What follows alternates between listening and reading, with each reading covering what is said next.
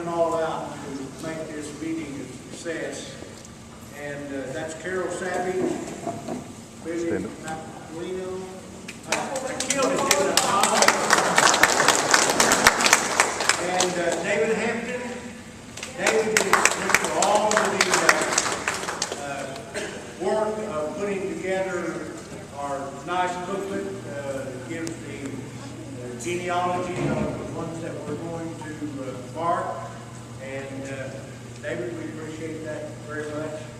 And the two ladies, can't say enough about all their efforts that they have put out. And we're really happy today to have our national president of the Trail of Tears Association, Mr. Jack Baker, with us today. Happy birthday. Happy birthday, dear Jack. Happy birthday to you.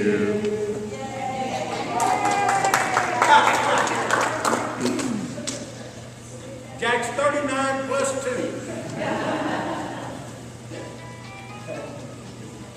We're also happy to have the mayor of Rohr, Mr. Marty Follis, with us. And Marty, if you'd like to come and give a few words, I appreciate it. Well, good morning, everybody. On behalf of the City of Grove, we just want to welcome you and thank you very much for bringing this meeting to the City of Grove and the Community Center. It looks like it's going to be a very exciting event for you guys, the meeting. Things you guys are doing today. It's an exciting thing. I'm going to stick around and kind of get a feel of it because it's fairly new to me. I went to college in Bemidji, Minnesota. I don't know if anybody knows where those lands are. Northern Minnesota. I think we had the Ojibwe Indians in our territory. We had a lot of education on them, so it's kind of exciting to look at that. I do want to get down. I was talking to Jeff and talking about the Trail of Tears, the thing they have downtown. I do want to get down there. Trail of Judo, it's my third year, so I want to get down there and learn more and more about the Cherokee Nation and the Trail of Tears. Thanks again for coming. I appreciate it. Have a great time in Grove. Thank you. I'll stand right here. Everybody can see. No need to move. Okay. Well, as Curtis said, John McClarty, the president of the Arkansas chapter. I've been involved with the Trail of Tears for about 6 years. My first annual conference was in Fort Smith, Arkansas. That was a great conference, kind of got me hooked.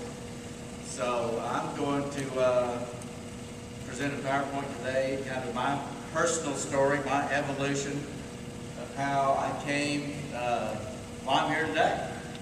Because I went to studying lines on a map. I'm a geography major and a history buff out of the University of Arkansas.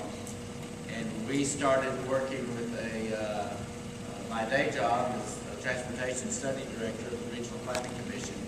So we started marking the Trail of Tears and some Civil War routes and the Butterfield Stagecoach as a means of developing a bicycle and pedestrian plan through Northwest Arkansas. So I started studying just where these routes went. So that's the title, Lines on the Map. And then my PowerPoint is kind of how the story of the Trail of Tears in particular just kind of captured my attention, my emotions, and I just got drawn into it. Basically, we had the water route and the land route, and did not have all these what are now called the roundup routes. Somebody has very appropriately said that the Trail of Tears really starts on the front porch of the Cherokee homesteads. That's where they were taken.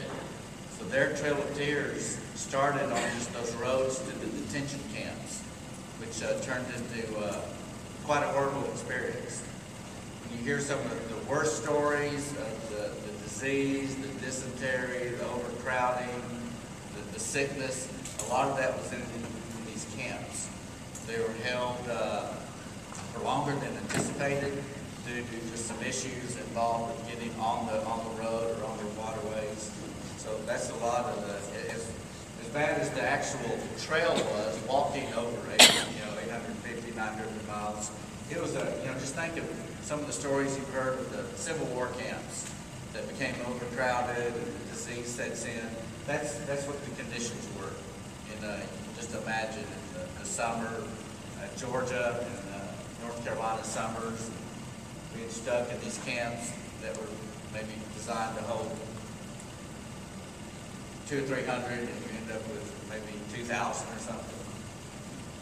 And then, significant for northwest Arkansas and eastern Oklahoma, they added what we call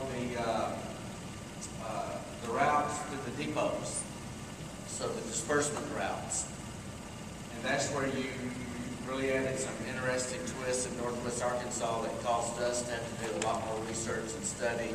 At one time, there was just kind of one route that came down through Fayetteville and over to Tahlequah, and that was the driving route.